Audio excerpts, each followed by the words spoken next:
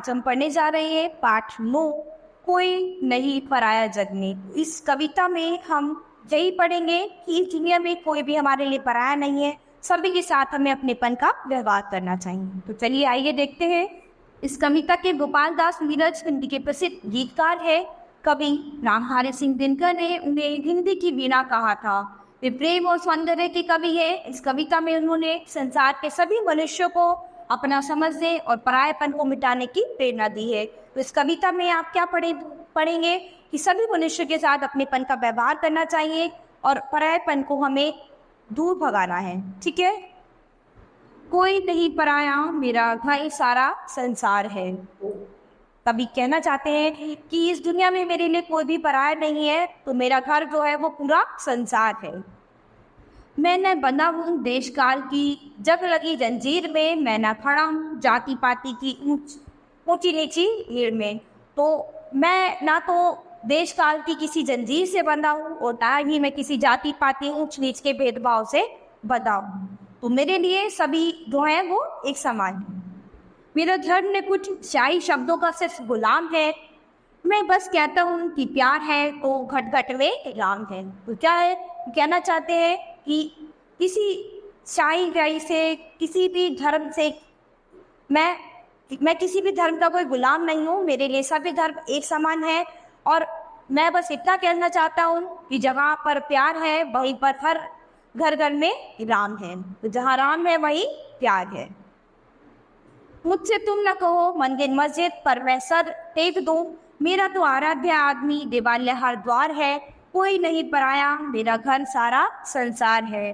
तो ये कहना चाहते हैं कि मुझसे तुम मंदिर मस्जिद के बारे में कुछ ना कहो, मेरे लिए मैं हर जगह सर टेक सकता हूँ। मैं हर प्रभु हर ईश्वर के चरणों में अपना सिर झुका सकता हूँ। मेरे लिए सभी एक समान है और मेरे लिए हर देव जो है वो एक समान है। इसीलिए मेरे लिए कोई भी पराया नहीं है और पूरा घर, मेरा जो घर है वो पूरा संसार है।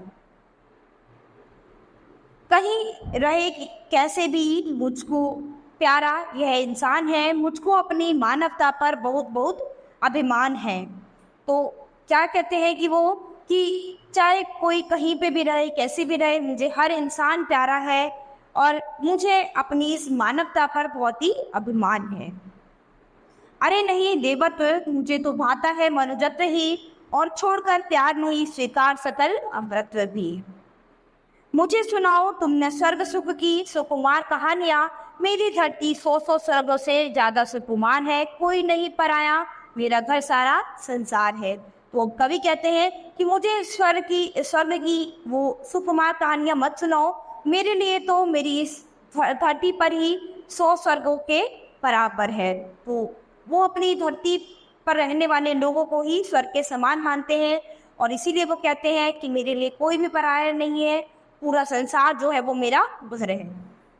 मैं सिखलाता हूँ कि जियो और जीनो दो संसार को, जितना ज्यादा बांट सको तुम बांटो अपने प्यार को। तो वो सिखाना चाहते हैं कि आप खुद भी जियो और बाकी सबको भी जीने दो, किसी को भी आपके कोई परेशानी ना हो। इस संसार में सभी के साथ मिलजुल कर रहो और हमेशा प्यार बांटो, जितना भी आप प्यार बांट सकते हो।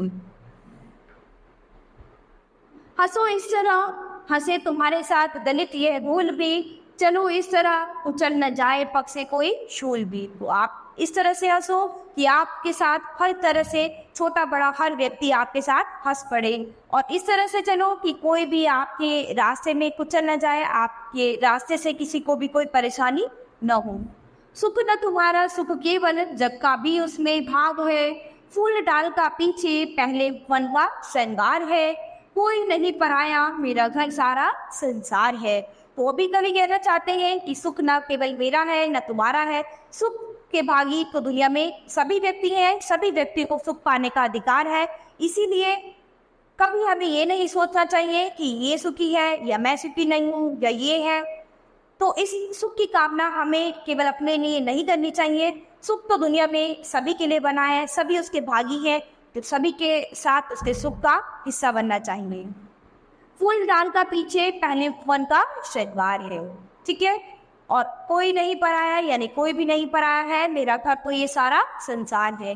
तो यहाँ पर जो कवि है कवि रामचंद्र शुक्ल जी जो हैं वो यही बताना चाहते हैं कि इस दुनिया में मेरे लिए कोई भी व्यक्ति पराया नहीं है, सब मेरे लिए मेरे अपने हैं और वो सभी व्यक्तियों को अपनों की तरह ही प्यार करना चाहते हैं।